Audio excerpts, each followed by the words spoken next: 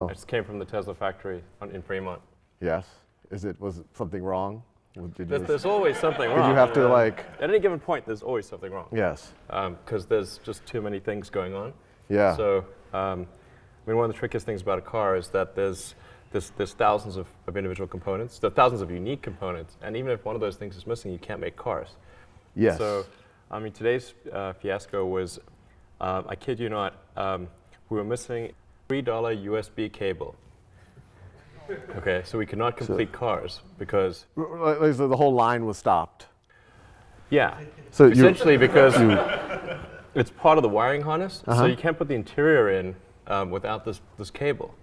And so we could either make a whole bunch of cars minus an interior, which means that you got to stack them up in the yard. The resale value would be no good. Well, it can be done, but then things go out of sequence. Oh, right. And it's way more. It's way more inefficient. You don't have a moving production line that you have to send people out to hundreds of cars that are sort of sitting in the storage yard, and so and this happens to be a particularly pernicious cable that's kind of like routed under the carpet and in a difficult place, and it's literally $3. So we basically had to send people throughout the Bay Area to go and buy USB cables. Like literally Radio Shack. You like Fry's. Oh, Fry's. Oh, that's better. You can have a hard time getting a USB cable right now at Fry's. Oh, really? We bought every one of them. That's good. And so we were able to continue production. And I don't want to belabor the anecdote, but essentially the supplier is in China, and we had Plan A and Plan B. And Plan A was like the normal supply chain process, and but what the supplier did was instead of sending our parts in their own package, they grouped it together with a bunch of other stuff for other companies and sent that all via some extremely slow boat from China to LA. And when it got to LA, the other stuff didn't pass customs. Oh. And so they wouldn't let our stuff through because they put it in like a barrel of fruit or something. I don't know what they put it in. Yes. But there's something that customs didn't like, and the paperwork wasn't in order or whatever. So it got stuck there for like a couple of weeks. Yeah. And then we had Plan B. So we called them and said, look, you've got to air freight some of these cables, because they're just little cables, to us. And we talked to their U.S. subsidiary and ordered from the U.S. subsidiary, who then communicated to China. But then, because this was another batch of parts, it was kind of double the order, it exceeded the credit limit that we had. Oh, yeah, you got to. So it bounced off their credit limit, so they didn't ship it. Fascinating. So someone's losing their job now. This is, no, I'm kidding. No, you shouldn't fire anyone. It's pretty farcical. Oh, and anyway, so it's coming like tonight at 11 p.m. or something. Wow. And these things are happening like all the time. This was like an unusual circumstance. Yeah. That's like one example, but there's many things like that. So I guess, that's actually a really good example, because that kind of leads into what I've always been fascinated by a lot of what you're doing is, I'll start with, how did you get into this? Into cars? Into cars, into taking over NASA, not taking over NASA, right. Being a contractor for NASA. For the record, we're not taking over NASA. You're not taking over NASA. They're an independent organization. But you all are becoming a major provider of services for NASA.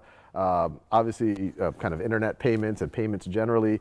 These are three completely different spaces. I think a lot of people would not take someone seriously if they kind of had a business plan in one of these. Right.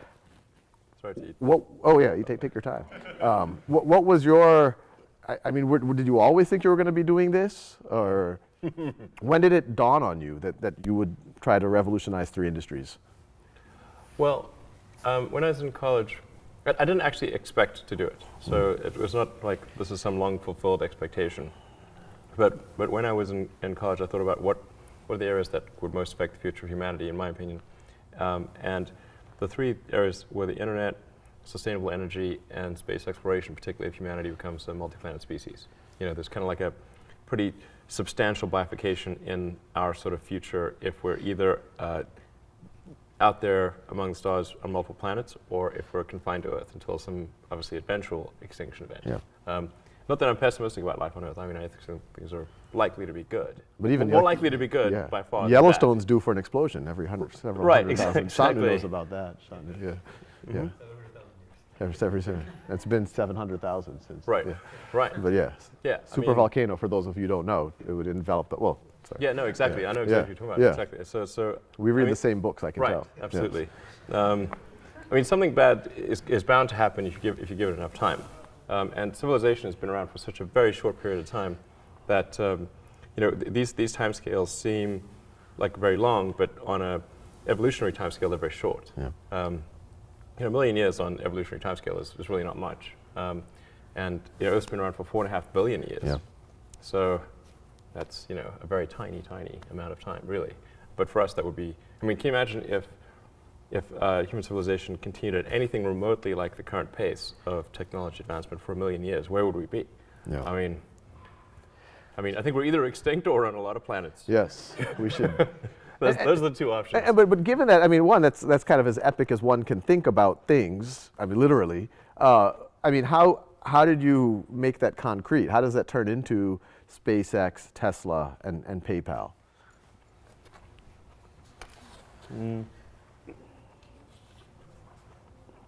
Well, so I thought about these things kind of in the abstract, not from the expectation that I would actually have careers in those arenas, but I wanted to be involved in at least one of them. Mm-hmm.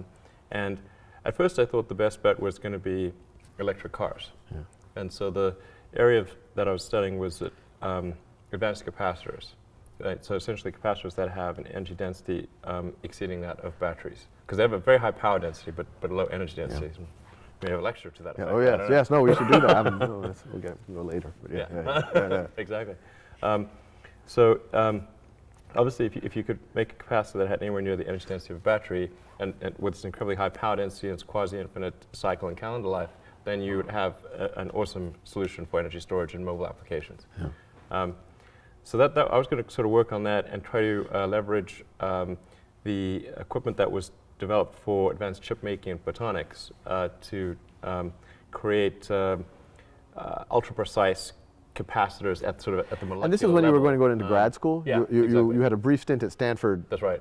For a PhD in applied physics? Applied physics, material science. Right. This is what you were, so even then you were thinking of kind of trying to do something in the space. Well, actually this was to work on energy storage solutions for electric cars. Yeah. And I'd actually worked at a company in Silicon Valley called Pinnacle Research, which did advanced capacitors. They were electrolytic capacitors, sort of, but the problem, and they actually were pretty good. They had like the energy density of a lead-acid battery, which for a capacitor that's a big deal. But they used ruthenium tantalum oxide, and I think at the time there was maybe like 1 or 2 tons of ruthenium mined per year in the world. See. So it's not a scalable solution. Yeah. But I thought there could be some solid-state solution, say using chip-making equipment. That was going to be the basic idea. But it was one of those things where I wasn't sure if success was one of the possible outcomes. And it's difficult to bound that problem exactly and say, okay. So you're saying I felt like this was a destined failure, is another way to parse that sentence. But anyway, sorry. No, I didn't think it would fail, but I wasn't sure that success was a possibility. Okay, yes. And generally, you want to embark on something, it's desirable to figure out if success is at least one of the possibilities. Right, exactly. Because for sure failure is one of the possibilities. Yes. But ideally you want to try to bracket it and say success is in the envelope of outcomes. Yeah. And I wasn't quite sure if that was the case. I think success on an academic level would have been quite likely because you can publish some useless paper, and most papers are pretty useless.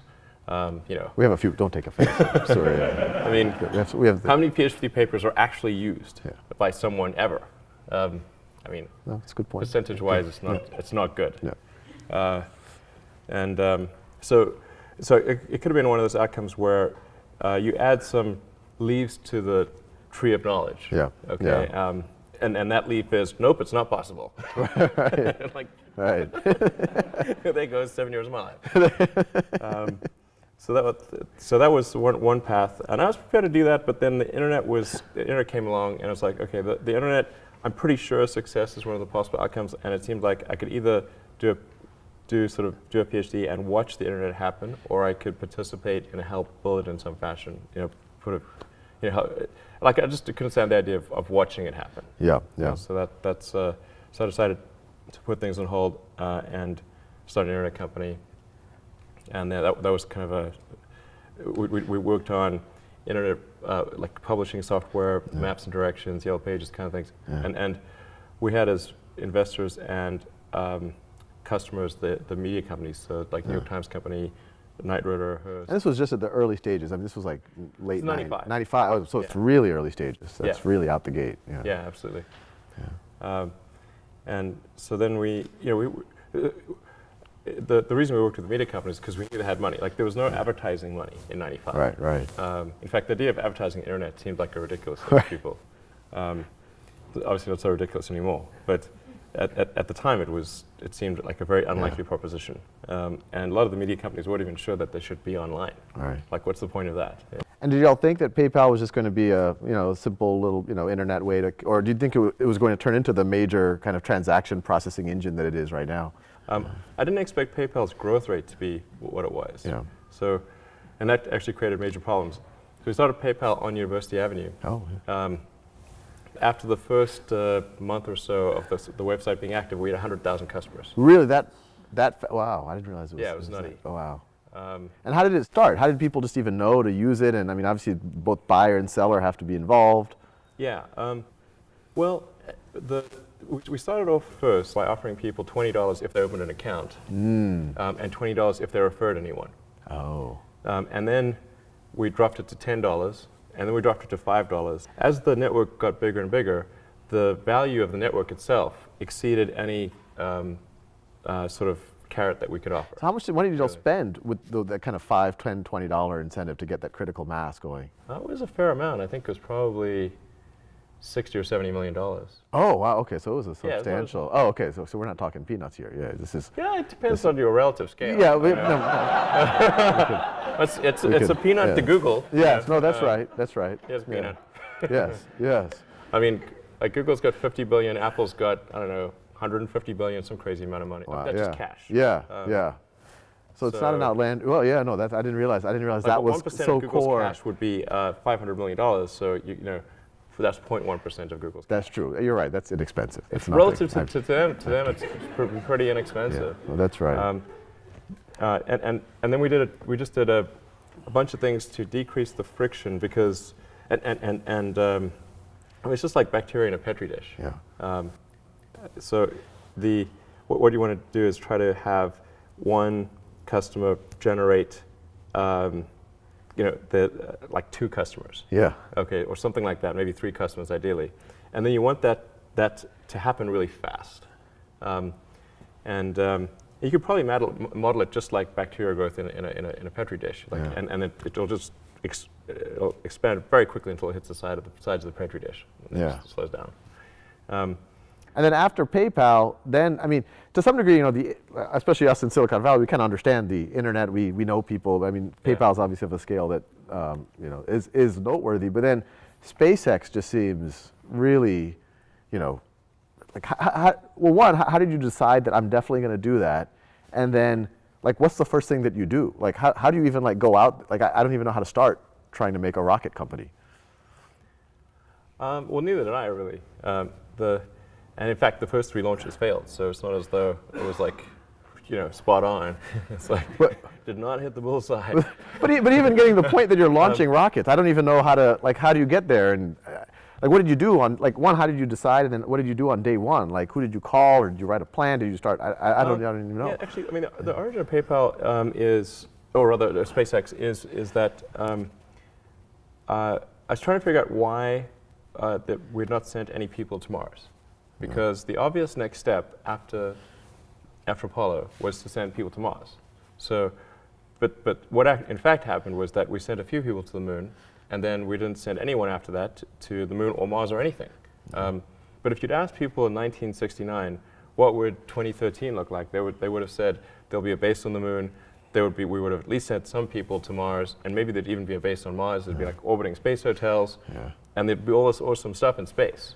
And that's what people expected. And if you'd said, well, actually, the United States in 2013 will not be able to send anyone to orbit.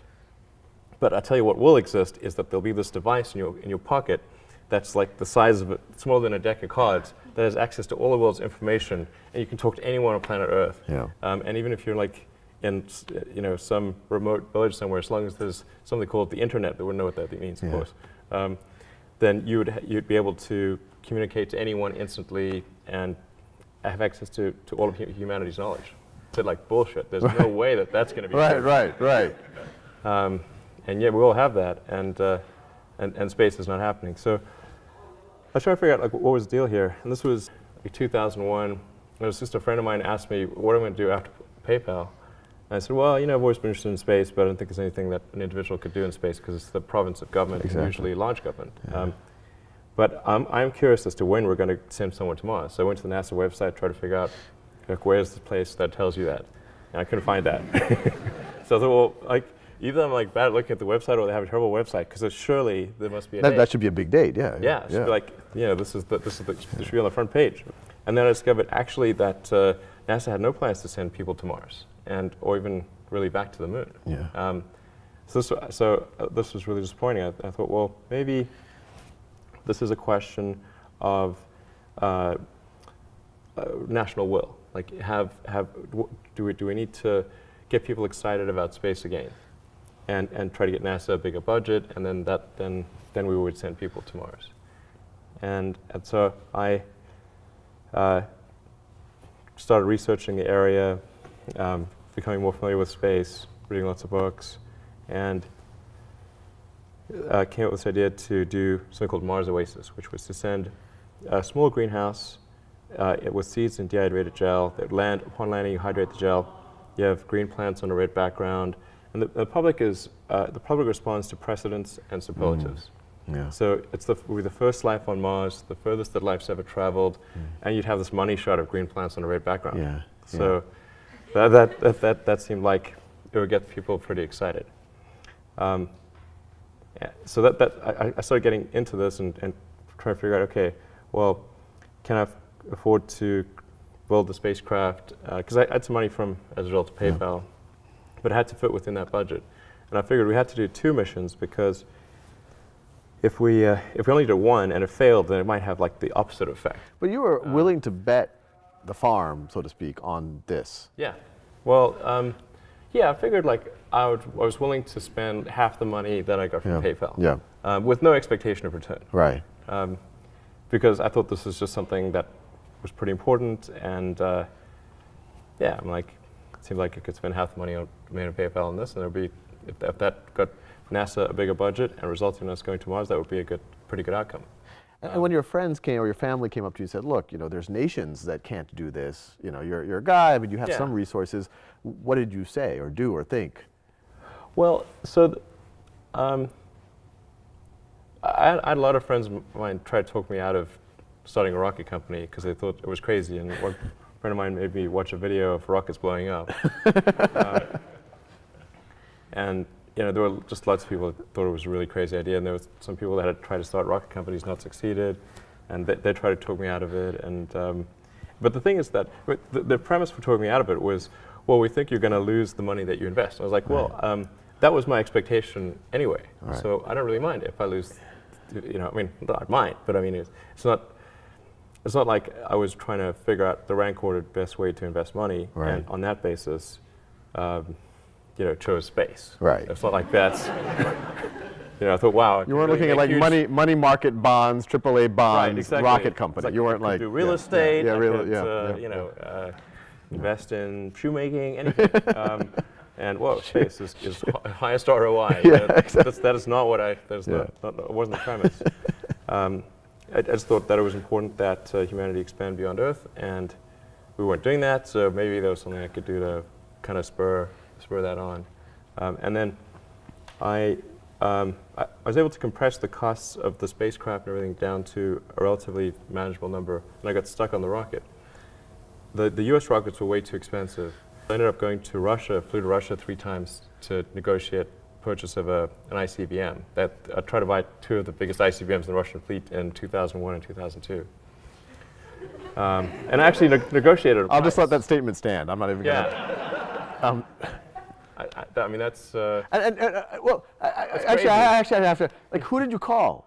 Like no, I mean, this You is, open the yellow pages. yeah, Go to I'm in the market. ICBMs. Like, I Oh. mean, how does this? I mean, I don't want to get too much in the weeds, but I am curious. Just this one particular thing. You decided at some point you need to buy an ICBM. Yeah. Well, actually, at first I tried to buy just a normal launch vehicle that they used to launch satellites. But Right. those were too expensive. I see. I Yeah. see. The Boeing Delta II would have cost $65 million Right. each, and so 2 would have been 130, and then I was like, whoa, okay, that breaks my budget right there. Yeah. And I tried to negotiate with them, and that was not. That How did much not does an make- I did not ICBM make go for? I'm progress. curious. What's the market rate for one of those? Well, This was right after the fall. It might have gone up.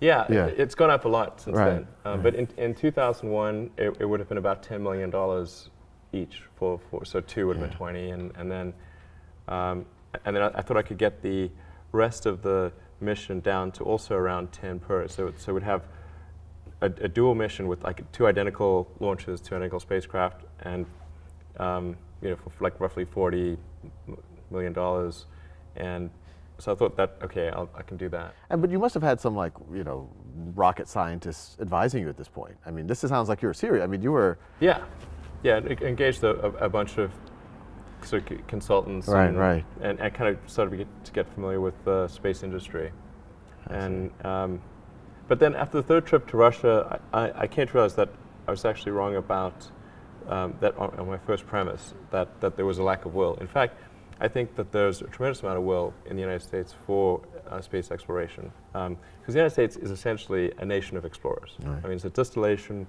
of the human spirit of exploration. So of course, it was quite silly of me to think that people lack motivation.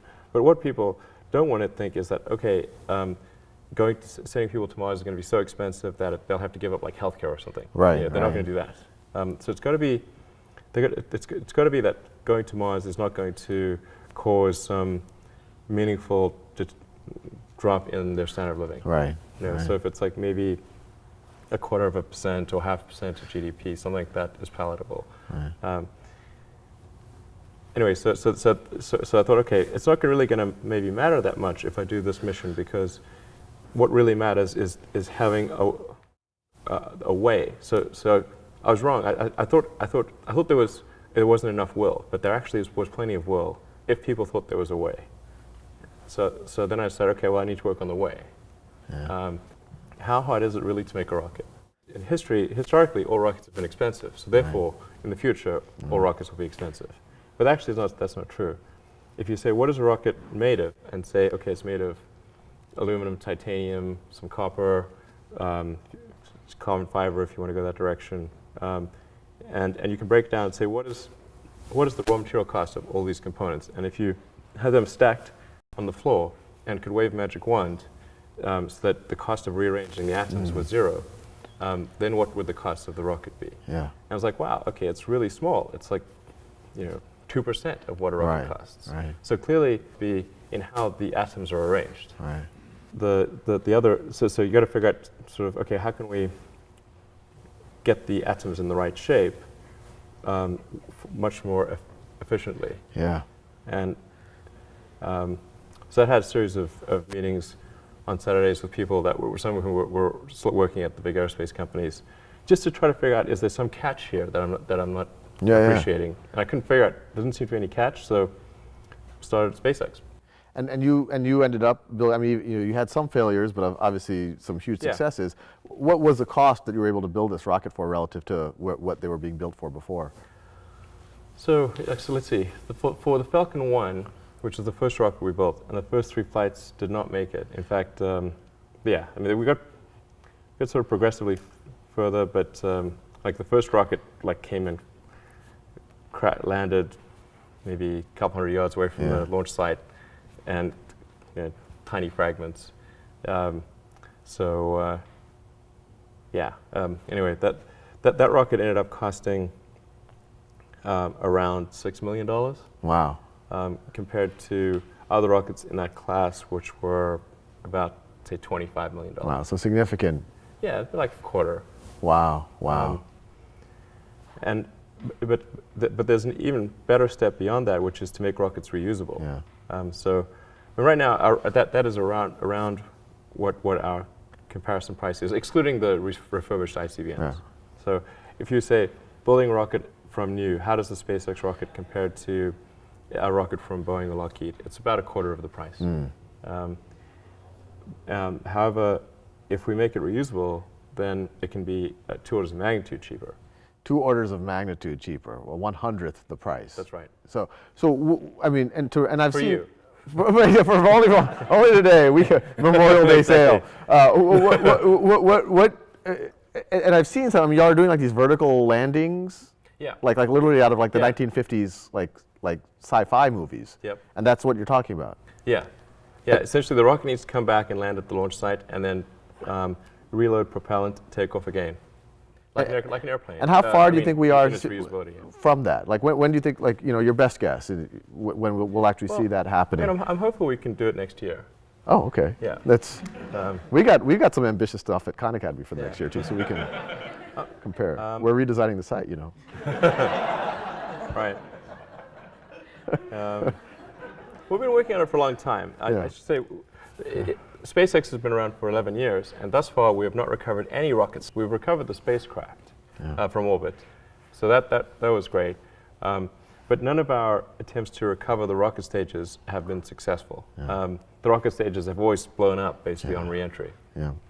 Now we think we've figured out why that was the case, and it's a tricky thing because Earth's gravity is really quite strong, and with an advanced rocket, you can do maybe 2 to 3% of your liftoff mass to orbit, typically, and then reusability subtracts 2 to 3%. Because you have to. Yeah. So then you go like nothing to orbit or negative. Right. And that's obviously not helpful. So the trick is to try to shift that from, say, 2 to 3% in an expendable configuration, to make the rocket mass efficiency, engine efficiency, and so forth so much better that it moves to around maybe 3.5 to 4% in expendable configuration, and then try to get clever about the reusability elements and try to drop that to around the 1.5 to 2% level. So you have a net payload to orbit of about 2%. But you're doing it at 2 orders of magnitude cheaper. Yeah, absolutely. Because our Falcon 9 rocket costs about $60 million, but the propellant cost, which is mostly oxygen, as 2/3 oxygen, 1/3 fuel, is only about $200,000. Wow. And it's much like a 747. It costs about as much to refuel our rocket as it does to refuel 747. Within. Pretty close, essentially. So what I mean, assuming y'all are successful and you all have proven yourself to be successful on kind of these audacious things in the past, I mean, what happens? I mean, that seems like what happens in the next 5-10 years in the space industry if y'all are successful there? I mean, do we get to Mars? Do we have kind of market forces, commercialization of space starting to happen? Yeah. Let's see.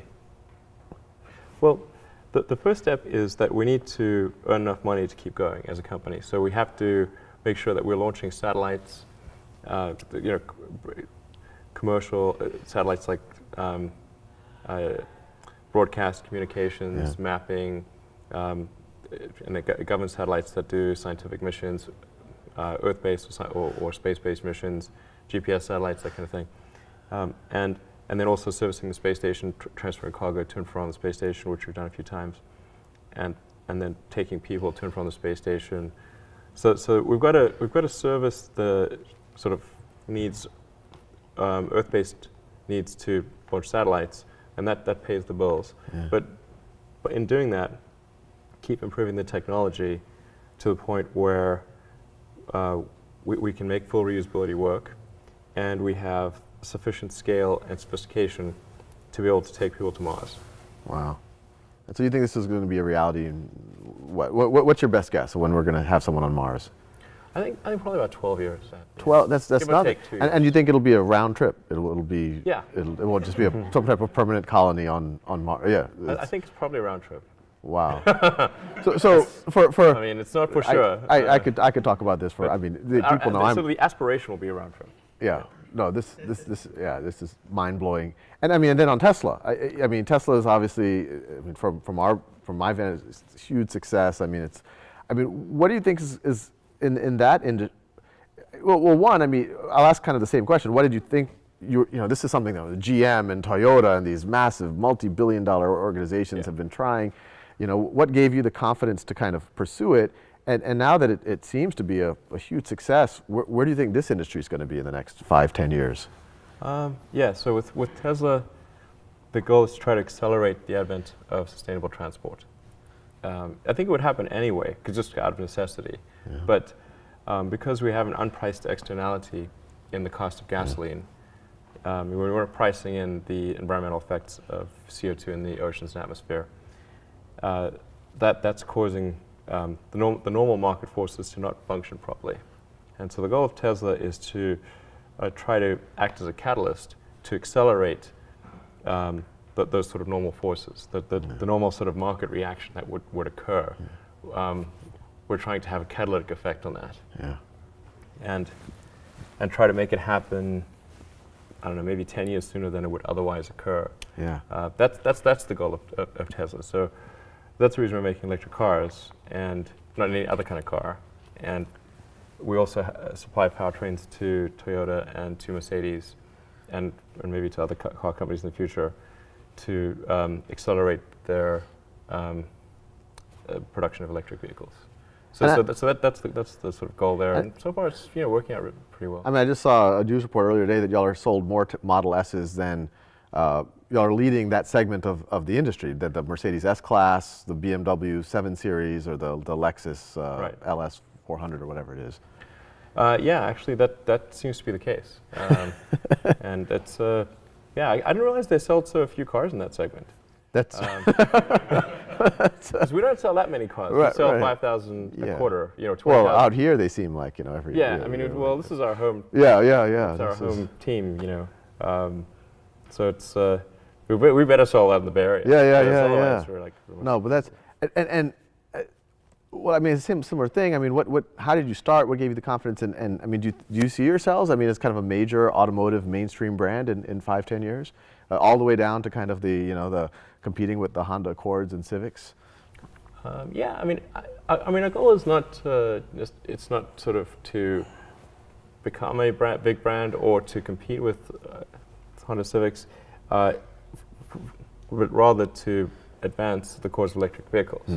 So we're just going to keep making more and more electric cars and driving the price point down until the industry is very firmly electric. Like maybe half of all cars made are electric or something like that, which is not to say that we expect to make half of all cars. We want to just have that catalytic effect until at least that occurs. And I think at the point at which there's, we're approaching half of all new cars made are electric, then I think I would consider that to be kind of the victory condition. Wow. So the faster we can bring that day, the better. Wow. When would be your guess when that happens? Well, I made a bet with someone about 3 years ago that it would be sooner than 20 years. So it's 17 years from now. But that's, I think, that's conservative. I think it's probably, maybe 13 or 14 years, something like that. Right about the time. Happen right when we're going to Mars. Right. It'll be exciting times. Yeah. This will be true. It just could. Yeah. Exactly. As I was thinking about that, it was like, those time frames are kind of coincident. Yeah. I mean, the nature of new technology adoption is it tends to follow an S-curve. So what usually happens is people underpredict it in the beginning because people tend to extrapolate on a straight line, and then they'll overpredict it kind of at the midpoint, and because there's late adopters, and then it'll actually take longer than people think at the midpoint, but much shorter than people think at the beginning. Yeah. But I'm pretty excited about how things are going. It's in fact, I think I think that the pace of technology improvement is in energy storage, electric energy storage is really moving faster than anyone thinks. Wow, wow. And I got one more. What are we doing on time? Where's Esther? 9 o'clock. So how much time do you have? I want to make sure people. Well, I guess maybe another 15 minutes. Oh, okay, okay. So I'll finish with one last question, then we'll open it up. I mean, what advice do you have for us at Khan Academy? I mean, you guys seem to be doing really great. So yeah. I was wondering if you had advice for me. Oh no, well. Yeah, I mean, it seems like you're doing an amazing job of really super leveraged. You know, I mean, obviously a small team, and you're having a dramatic effect on. Yeah, half these people don't even work here. They're just like, so like it's even, yeah. Right. It's right. So it's I think very impressive thing you're doing to spread knowledge and understanding, you know, throughout the world. The universe soon. Throughout the universe, if you hold up your end of the bargain. Yeah. I mean, it's actually kind of funny. You know, if you think of like what is education, like you're basically downloading data and algorithms into your brain, and it's actually amazingly bad in conventional education because like it shouldn't be like this huge chore. So you're making it way better. But I mean, I think a lot of the things that I would say you've probably heard 100 times, and in fact are if not doing. Like the more you can gamify the process of learning, the better. Like for my kids, I do not have to encourage them to play video games. Yeah. Okay. Yeah. I have to like pry them from their hands, like crack. Yes. Yeah. Yes. It's like drop that crack needle. Yeah. Yeah. You have that problem at your house too. Yeah, Yes. exactly. The crack is addictive. Yeah. So it's it's to the degree that you can make somehow learning like a game, then it's better. And I think unfortunately, like a lot of education is very vaudevillian. You've got someone standing up there kind of lecturing at people, and they've done the same lecture 20 years in a row, and they're not very excited about it. And that lack of enthusiasm, is conveyed to the students. They're not very excited about it. They don't know why they're there. Like, why are we learning this stuff? We don't even know why. In fact, I think a lot of things people learn, probably there's no point in learning them. Because they never use them in the future. Because who's going to launch a rocket into space? I mean, that's just like, yeah, exactly. That never happens. Well, you have to say, like, people, I think, don't stand back and say, well, why are we teaching people these things? And we should tell them probably why we're teaching these things. Because a lot of kids are just in school kind of puzzled as to why they're there. And I think if you can explain the why of things, then that makes a huge difference to people's motivation. Then they understand purpose. So I think that's pretty important, and just make it entertaining. But I think just in general, like conventional education should be massively overhauled, and I'm sure you very much agree with that. But I mean, the analogy that I sometimes use is like, if you've seen like Batman, like the Chris Nolan movie, like the recent one, and it's pretty freaking awesome, right? And you've got incredible special effects, great script, multiple takes, amazing actors, and great sound, and it's very engaging. But if you were to instead say, okay, that even if you had the same script, so at least it's the same script, and you said, okay, now that script, instead of having movies, we're going to have that script performed by the local town troupe. Right. Okay, and so in every small town in America, if movies didn't exist, they would have to then recreate The Dark Knight. Right. With like home sewn costumes and like jumping across the stage, and not getting their lines quite right, and not really looking like the people in the movie, and no special effects and everything. And, I mean, that would suck. It would be terrible. That's right. That's Very. That's education. That's education. So with that, and I apologize to all of you guys for hogging up all of the time, because obviously I could talk for hours about this stuff. But we do have time, I think 5 or 10 minutes for a handful of questions. If none of you all have any, I have about 9 more, but yes. So I noticed I picked up 2 kind of themes from what you were discussing. One was somewhat audacious goals, and the other was, I don't think I heard you use the word profit in anything that you spoke about. You seem to be, each thing is pointed at like reinvigorating an industry or bringing back space missions. How much of your success do you attribute to having really audacious goals, or versus just not being focused on the short term, money coming in, or I don't know, investors? Unfortunately, one does have to be focused on the short term and money coming in when creating a company, because otherwise the company will die. So I think that a lot of times people think like creating a company is going to be fun. I would say it's not. It's really not that fun. I mean, there are periods of fun, and there are periods of where it's just awful. And particularly if you're the CEO of the company, you actually have a distillation of all the worst problems in the company. There's no point in spending your time on things that are going right. So you only spend your time on things that are going wrong. And there are things that are going wrong that other people can't take care of. So you have like the worst. You have a filter for the crappiest problem in the company, the most pernicious and painful problem.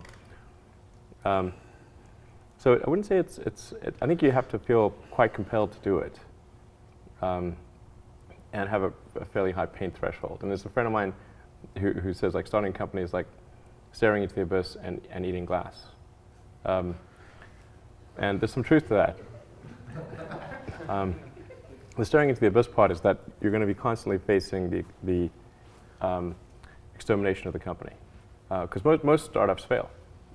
It's like 90%, arguably 99% of startups fail.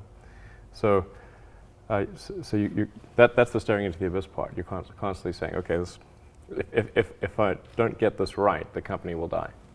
It can be quite stressful. And then the eating glass part is you've got to do the problems. You've got to work on the problems that the company needs you to work on, not the problems you want to work on. And so that's you end up working on problems that you'd really wish you weren't working on. And so that's the eating glass part. And that goes on for a long time. So how do you keep your focus on the big picture when you're constantly faced with, we could be out of business in a month? Well, it's just a very small percentage of mental energy is on the big picture. Like you know where you're generally heading for, and the actual path is going to be some sort of zigzaggy thing in that direction. And try not to deviate too far from the path that you want to be on, but you're going to have to do that to some degree. But I don't want to diminish the. I mean, I think the profit motive is a good one if the rules of an industry are properly set up. So there's nothing fundamentally wrong with profit. In fact, profit just means that people are paying you more for whatever you're doing than you're spending to create it. That's a good thing. and if that's not the case, then you'll be out of business, and rightfully so. Because you're not adding enough value. Now, there are cases, of course, where people will do bad things in order to achieve profit, but that's actually quite unusual. I mean, because usually the rules are set up mostly correctly, like not completely, but mostly correctly. Well, I think we have time for one more question. Joel, Yeah, I have an important one. Okay, very good. Yes. Okay, so a few months ago you teased Hyperloop, and we haven't heard anything since. So first of all, a few of us engineers were talking about it, and I think we have a few ideas if you need help. But if you feel comfortable, maybe you could tell us a little bit more. I was reading about the California high-speed rail, and it was quite depressing, because California taxpayers are going to be on the hook to build the most expensive high-speed rail per mile in the world, and the slowest, which is, those are not the superlatives you want. And it's like, damn it, like we're in California, we make super high-tech stuff. Why are we going to be spending now the estimates are around $100 billion for something that will take 2 hours to go from LA to San Francisco. I'm like, okay, well I can get on a plane and do that in 45 minutes. It doesn't make much sense. And isn't there some better way to do it than that?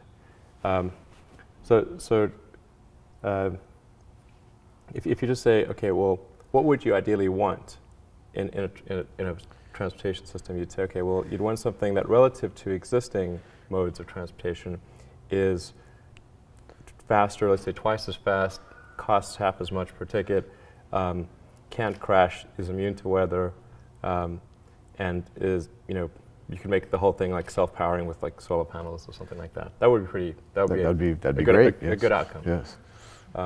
And so what would do that? And what's the fastest way, short of inventing teleportation, that you could do something like that? And some of the elements of that solution are fairly obvious, and some of them are not so obvious. And then the details, the devil's in the details of actually making something like that work. But I came to the conclusion that there is something like that that could work, and would be practical. Is this around the evacuated tubes, the vacuum tubes, like at the it's old something bank? like that. It's something like that. Yeah. But you haven't been more public with No. what this is? No, although I did say that once Tesla was profitable that I would talk more about it. But we haven't done an earnings call yet, so I think I should probably do it after the earnings call. And the thing is, like, I kind of strung out on the things that I'm doing, so adding another thing, it's like doesn't, that's learning the guitar, you could pick Yeah. up all sorts of things. Right. I tried learning the violin. Yes. That's, by the way, a hard thing to learn. Yeah. I mean, launching rockets, electric cars, Yeah. revolutionizing transportation. Yeah, that's easy. I cannot play the violin at all. Very horrible. If you think about the future, you want a future that's better than the past. And so if we had something like the Hyperloop, I think that would be like cool. Like you'd look forward to the day that was working, And if something like that, even if it only was in one place, from LA to San Francisco or New York to DC or something like that, then it would be cool enough that it would be like a tourist attraction. It would be like a ride or something. So even if some of the initial assumptions didn't work out and the economics didn't work out quite as one expected, it would be like cool enough to be like, I want to journey that place just to ride on that thing. That would be pretty cool. Wow. And so that's, I think, how if you come up with a new technology, it should feel like that. You should really, like, if you told it to an objective person, would they look forward to the day that thing became available? And be like, it'd be pretty exciting to do something like that. Or an aircraft. Like, I thought it was really disappointing when the Concorde was taken out of commission and there was no supersonic transport available. And of course, the 787 has had some issues. But the thing is, the 787, even in the best case scenario, is only a slightly better version of the 777. And it's like, okay, not that exciting. So this is something that you are working on, and one day in the not too far future, or there's some plans or consultants involved or something. You've made some phone calls to Russia. No, every now and then, like there's like it's sort of percolating away, and then I'm not actively thinking about it, but then there'll be some new element of that. I'll think, oh well, this would make it better. Fascinating. Yeah.